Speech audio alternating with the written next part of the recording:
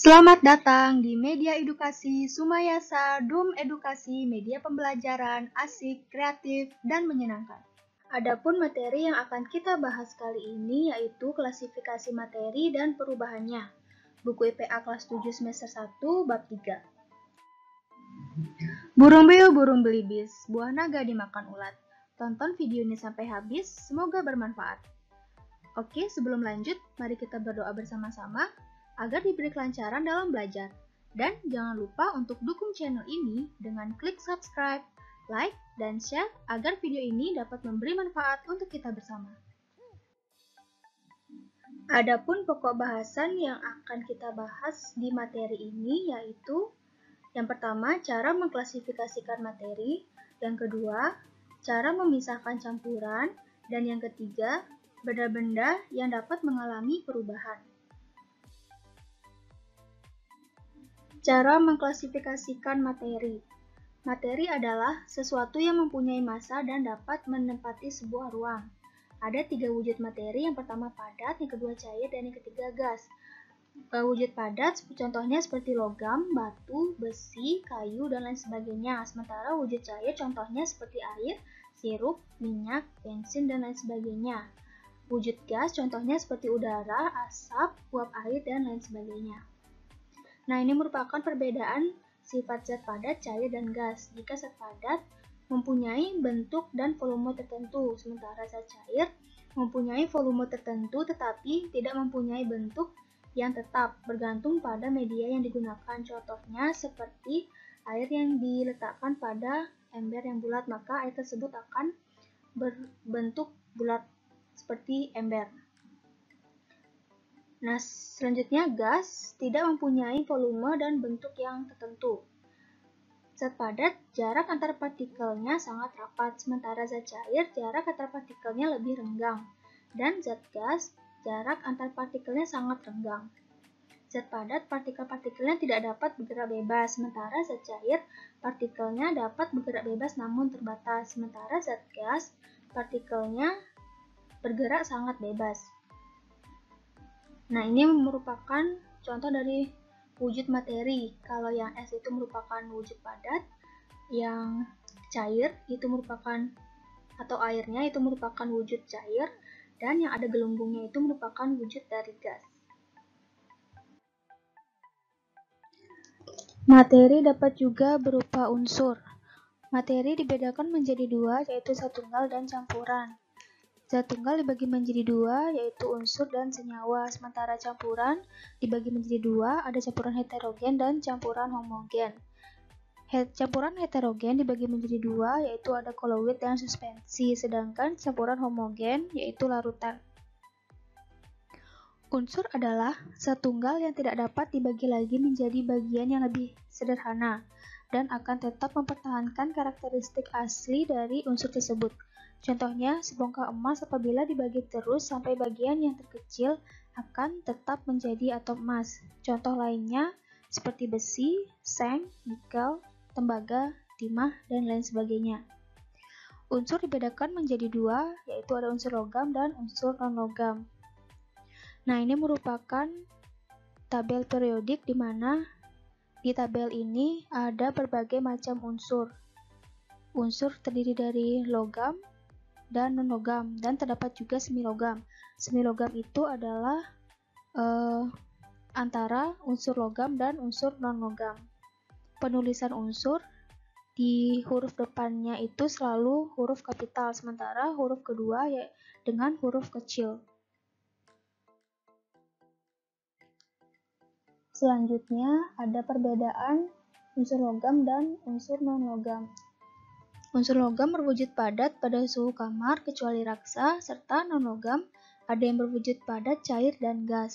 Unsur logam dapat ditempa dan dapat diregangkan, sementara unsur non-logam bersifat rapuh dan tidak dapat ditempa. Unsur logam bersifat konduktor listrik dan panas, artinya dapat mengantarkan listrik dengan baik, sementara non-logam bersifat non-konduktor kecuali grafit. Berikut merupakan unsur logam dan non-logam serta kegunaannya. Unsur natrium simbolnya Na, kegunaannya yaitu untuk lampu natrium dan senyawanya digunakan untuk garam dapur. Sementara strontium dengan simbol Sr kegunaannya untuk membuat warna merah kembang api dan bahan untuk pembuatan cat kering. Unsur magnesium dengan simbol Mg digunakan untuk bahan pesawat. Dan unsur iodin dengan simbol I digunakan untuk antiseptik dan senyawanya digunakan untuk garam beriodium dan fotografi. Selanjutnya, materi juga ada dalam bentuk senyawa. Senyawa adalah suatu materi yang terdiri atas dua buah unsur atau lebih. Suatu senyawa masih dapat diuraikan menjadi unsur-unsurnya. Senyawa merupakan zat tunggal atau murni yang dapat diuraikan menjadi dua atau lebih zat yang lebih sederhana dengan proses kimia biasa. Misalnya, air yang memiliki rumus H2O dapat diuraikan menjadi unsur hidrogen dan oksigen. Senyawa terbentuk melalui proses pencampuran unsur secara kimia. Sifat suatu senyawa akan berbeda dengan sifat unsur-unsur penyusunnya.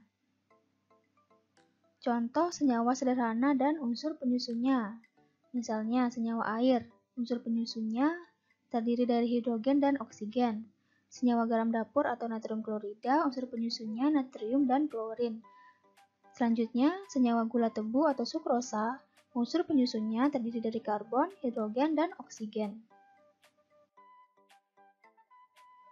Materi juga dapat berupa campuran. Campuran adalah suatu materi yang terdiri atas dua zat atau lebih yang masih mempunyai sifat zat asalnya. Contohnya seperti susu coklat, air sungai, air gula, kopi, air tanah, air minyak, dan lain sebagainya.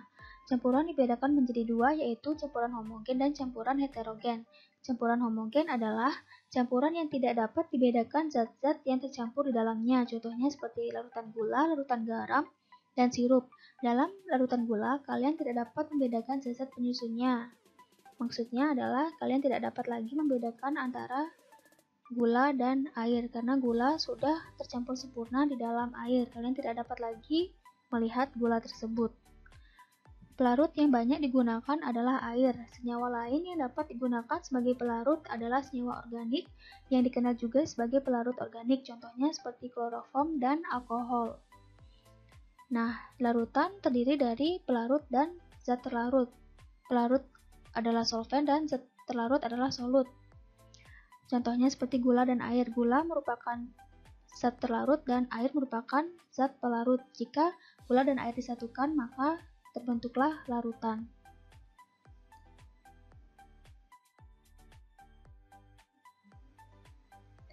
Larutan dibedakan menjadi larutan asam, larutan basa, dan larutan garam. Larutan asam. Ciri-ciri benda atau larutan asam antara lain, rasanya masam atau tidak boleh dicoba kecuali dalam makanan. Yang kedua, dapat menimbulkan korosi.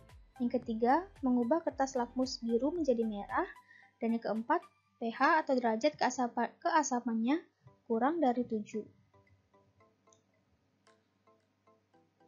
Contoh benda atau larutan asam dalam kehidupan sehari-hari, antara lain jeruk, lemon, tomat, cuka, aki kendaraan, asam dalam lambung kita, yaitu asam klorida yang berfungsi membantu proses pencernaan bahan makanan.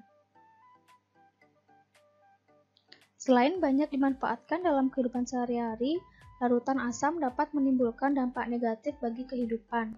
Contohnya terjadinya hujan asam. Selain merusak gedung dan patung-patung, hujan asam tersebut dapat merusak tumbuh-tumbuhan dan dapat menyebabkan kematian pada makhluk hidup yang ada di sungai apabila hujan asam tersebut masuk ke sungai. Nah, selanjutnya ada larutan basa. Ciri-ciri benda atau larutan basa antara lain mempunyai rasa agak pahit, tidak boleh dicoba, terasa licin di kulit, mengubah kertas lakmus merah menjadi biru, dan pH lebih dari 7. Contoh benda atau larutan basa dalam kehidupan sehari-hari antara lain sabun mandi, sabun cuci, sampo, pasta gigi, obat mah, dan pupuk. Dalam kehidupan sehari-hari, larutan asam sering direaksikan dengan larutan basa untuk menghasilkan senyawa netral atau reaksi netralisasi. Pada reaksi netralisasi akan dihasilkan garam dan air. Contoh penerapan reaksi netralisasi dalam kehidupan sehari-hari adalah untuk pengobatan sakit mah, di mana sakit mah atau kondisi kadar asam lambung yang tinggi maka obat MAH adalah senyawa yang bersifat basa.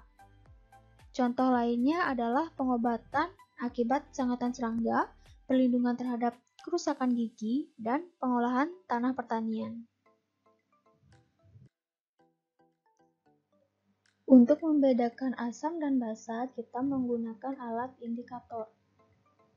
Indikator dibedakan menjadi dua, ada indikator alami dan indikator buatan. Indikator alami dapat digunakan tumbuhan. Berbagai jenis tumbuhan dapat digunakan sebagai indikator alami. Tumbuhan yang termasuk indikator alami akan menunjukkan perubahan warna pada larutan asam ataupun basa. Ekstrak kunyit akan memberikan warna kuning cerah pada larutan asam, dan dalam larutan basa akan memberikan warna jingga. Kubis atau kol akan mengandung suatu zat indikator, yaitu antosianin. Zat ini berwarna merah pada asam, berwarna hijau pada basa lemah, dan berwarna kuning pada basa kuat. Ekstrak bunga kembang sepatu akan memberikan warna merah cerah jika diteteskan dalam larutan asam. Jika diteteskan dalam larutan basa akan dihasilkan warna hijau. Sementara indikator buatan kita menggunakan kertas lakmus. Ada dua jenis kertas lakmus, yaitu lakmus biru dan lakmus merah. Warna kertas lakmus biru akan menjadi merah dalam larutan asam. Warna kertas lakmus merah akan menjadi biru dalam larutan basa.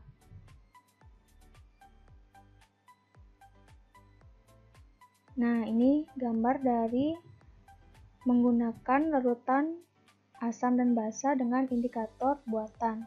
Kalau kita mencelupkan kertas lakmus biru ke dalam larutan asam, maka akan berubah menjadi warna merah. Begitupun sebaliknya, jika lakmus merah kita celupkan ke dalam larutan basa, kertas lakmus tersebut akan berubah menjadi biru. Selanjutnya ada larutan garam. Jenis senyawa garam yang paling dikenal adalah garam dapur atau natrium klorida. Garam ini banyak digunakan dalam pengolahan makanan. Salah satu reaksi yang dapat membentuk garam adalah reaksi asam dan basa atau reaksi netralisasi. Pada reaksi netralisasi tersebut akan dihasilkan garam dan air. Nah, jika asam ditambah basa akan menghasilkan garam dan air. Contohnya seperti asam klorida bereaksi dengan natrium hidroksida menghasilkan garam NaCl dan air. Nah, setelah kita membahas campuran homogen, sekarang kita akan membahas campuran heterogen. Campuran heterogen adalah campuran yang dapat dibedakan zat-zat yang tercampur di dalamnya. Contohnya seperti air dan minyak, air pasir, dan bakso. Jadi di dalam campuran heterogen ini kita dapat membedakan yang mana zat terlarut dan zat pelarut. Jika air dan minyak disatukan, kita dapat membedakan minyak dan air. Begitupun juga pada air pasir. Ketika pasir dicelupkan ke dalam air, kita dapat membedakan air dan pasir. Campuran heterogen terjadi karena zat yang tidak dapat bercampur satu dengan lain secara sempurna sehingga dapat dikenali zat penyusunnya. Dengan demikian, pada campuran heterogen seluruh bagiannya tidak memiliki komposisi yang sama atau tidak serba sama. Nah, ini merupakan kesimpulan dari perbedaan unsur, senyawa, dan campuran. Unsur merupakan zat tunggal, senyawa merupakan zat tunggal, dan campuran merupakan campuran. Unsur tidak dapat diuraikan, senyawa dapat diuraikan, dan campuran dapat diuraikan. Unsur terdiri atas satu jenis atom, senyawa tersusun atas dua jenis atom atau lebih, sementara campuran tersusun atas dua jenis atom atau molekul atau lebih. Senyawa memiliki perbandingan massa zat penyusunnya tetap, sementara campuran perbandingan massa zat penyusunnya tidak tetap. Nah, berikutnya kita akan membahas cara memisahkan campuran. Yang pertama dengan cara filtrasi atau penyaringan. Penyaringan adalah metode pemisahan campuran yang digunakan untuk memisahkan cairan dan padatan yang tidak larut berdasarkan pada perbedaan ukuran partikel zat-zat yang tercampur. Yang kedua dengan cara sentrifugasi. Sentrifugasi sering dilakukan sebagai pengganti filtrasi jika partikel padatan yang terdapat dalam campuran memiliki ukuran sangat halus dan jumlahnya lebih sedikit. Nah, selanjutnya ada destilasi atau penyulingan. Penyulingan adalah metode pemisahan yang digunakan untuk memisahkan suatu zat cair dari campurannya. Prinsip kerjanya didasarkan pada perbedaan titik didih dari zat cair yang bercampur, sehingga saat menguap, setiap zat akan terpisah. Selanjutnya ada kromatografi. Kromatografi adalah metode pemisahan campuran yang didasarkan pada perbedaan kecepatan merambat antara partikel-partikel yang bercampur dalam suatu medium diam ketika dialiri suatu medium gerak. Jenis kromatografi yang paling banyak digunakan adalah kromatografi kertas. Selanjutnya ada sublimasi. Sublimasi adalah metode pemisahan yang didasarkan pada campuran zat yang memiliki satu zat yang dapat menyublim atau perubahan wujud padat ke wujud gas, sedangkan zat yang lainnya tidak dapat menyublim. Contohnya, campuran iodin dengan garam dapat dipisahkan dengan cara sublimasi. Nah, selanjutnya kita akan membahas benda-benda yang dapat mengalami perubahan. Sebelumnya kita harus ketahui dulu sifat benda. Sifat benda dibagi menjadi dua, ada sifat fisika dan sifat kimia. Sifat fisika adalah sifat yang berkaitan dengan keadaan fisik suatu zat. Sifat fisika termasuk di dalamnya bentuk, warna, bau, kekerasan, titik didih, titik beku, titik leleh, daya hantar, ukuran partikel, dan massa jenis atau densitas. Selain wujud zat dan partikel penyusunnya, massa jenis merupakan salah satu penanda zat itu. Contoh, massa jenis air 1 gram cm kubik. Sesendok air, sepanci air, ataupun sekolam air, massa jenisnya tetap 1 gram cm kubik. Jika kamu menemukan zat cair yang massa jenisnya 1 gram per cm kubik, kamu dapat memperkirakan bahwa kemungkinan besar zat tersebut adalah air. Sementara sifat kimia adalah sifat zat yang berhubungan dengan mudah atau sukarnya zat tersebut untuk bereaksi secara kimia.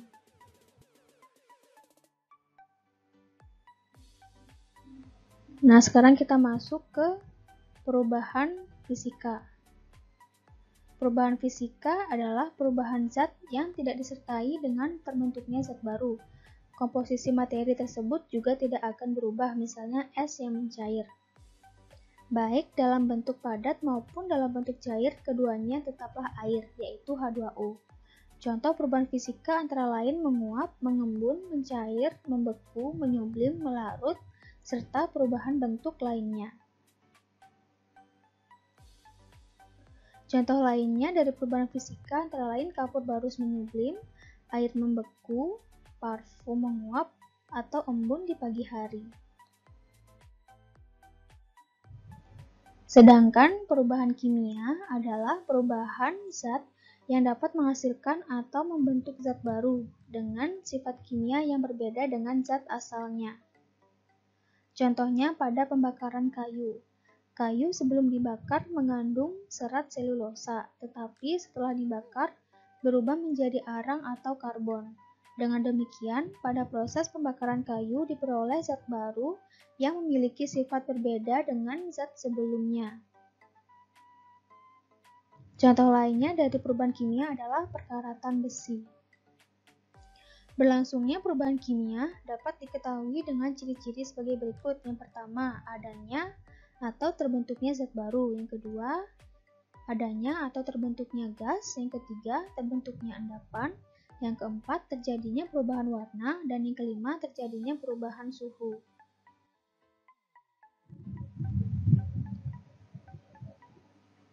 Perubahan kimia yang pertama yaitu pembentukan gas.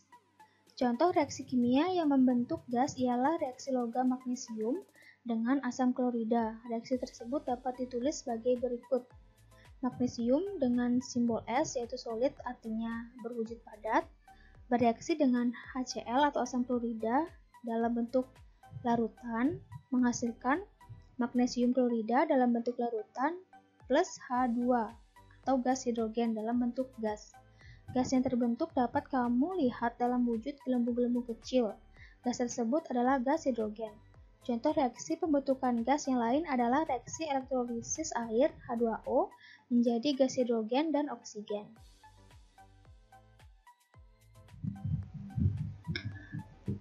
Perubahan kimia yang kedua yaitu pembentukan endapan.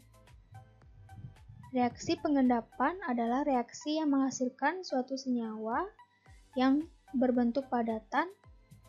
Salah satu contoh reaksi yang dapat membentuk endapan ialah reaksi barium klorida dengan natrium sulfat, menghasilkan endapan barium sulfat berwarna putih. Reaksi tersebut berlangsung sebagai berikut. Barium klorida dalam bentuk larutan bereaksi dengan natrium sulfat dalam bentuk larutan menghasilkan endapan putih barium sulfat dalam wujud padatan atau es, solid, plus NaCl atau natrium klorida dalam bentuk larutan. Contoh reaksi pembentukan endapan yang lain adalah reaksi antara timbal nitrat dengan natrium iodida. Akan menghasilkan endapan timbal iodida yang berwarna kuning. Nah, ini merupakan gambaran dari reaksi barium klorida dan natrium sulfat. Sementara yang ini merupakan reaksi antara timbal nitrat dan natrium iodida.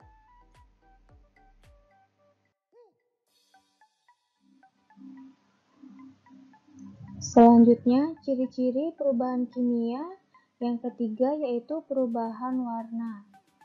Ketika suatu reaksi kimia berlangsung, maka akan terjadi perubahan komposisi dan terbentuk zat baru yang mungkin memiliki warna yang berbeda. Contoh reaksi kimia yang memberikan warna yang khas adalah reaksi antara tembaga sulfat dengan air. Warna tembaga sulfat adalah putih. Apabila ditambahkan air, warnanya berubah menjadi biru. Warna biru tersebut adalah warna senyawa baru yang terbentuk yaitu tembaga sulfat pentahidrat. Nah, ini merupakan senyawa dari tembaga sulfat pentahidrat. Oke, selanjutnya ciri-ciri keempat yaitu adanya perubahan suhu. Reaksi kimia disertai perubahan energi. Salah satu bentuk energi yang sering menyertai reaksi kimia adalah energi panas. Dengan demikian, terjadinya perubahan kimia akan ditandai dengan perubahan energi panas atau aliran kalor dari atau ke lingkungan. Akibatnya, suhu hasil reaksi dapat menjadi lebih tinggi atau dapat menjadi lebih rendah daripada suhu reaksinya. Nah, berikut adalah contoh-contoh perubahan materi yang terjadi di alam. Contoh dari perubahan fisika yaitu beras diubah menjadi tepung beras, kayu diubah menjadi kursi, gula dilarutkan dalam air, bola lampu listrik menyala, air berubah menjadi es. Sementara pada perubahan kimia, contohnya seperti singkong menjadi tapai, pembakaran kayu, makanan basi, susu diubah menjadi keju, dan pekaretan besi. Jadi, perubahan fisika itu tidak menghasilkan zat baru, sementara perubahan kimia menghasilkan zat baru. Nah, sekian pembahasan materi kali ini. Silakan kalian subscribe, like, dan share video ini ke teman-teman kalian agar video ini dapat bermanfaat untuk kita bersama. Nah, selanjutnya silakan kalian kerjakan kuis smart berikut seperti biasa dengan 5 soal. Soal yang pertama yaitu sebutkan perbedaan sifat zat padat, cair, dan gas. Soal kedua, jelaskan perbedaan unsur, senyawa, dan campuran. Soal ketiga, jelaskan perbedaan campuran homogen dan heterogen. Soal keempat, jelaskan 5 cara memisahkan campuran. Dan soal yang kelima, jelaskan perbedaan perubahan fisika dan kimia. Sekian pembahasan materi kali ini. Semoga bermanfaat untuk kita semua. Nasi kecap rasanya gurih, ditambah kuah daging cumi. Saya ucapkan terima kasih sudah mendukung video kami. Untuk mendukung video ini, jangan lupa untuk komen, subscribe, like, dan bagikan ke teman-teman kalian agar manfaatnya kita bisa rasakan bersama. Sampai jumpa di materi berikutnya. Bye-bye.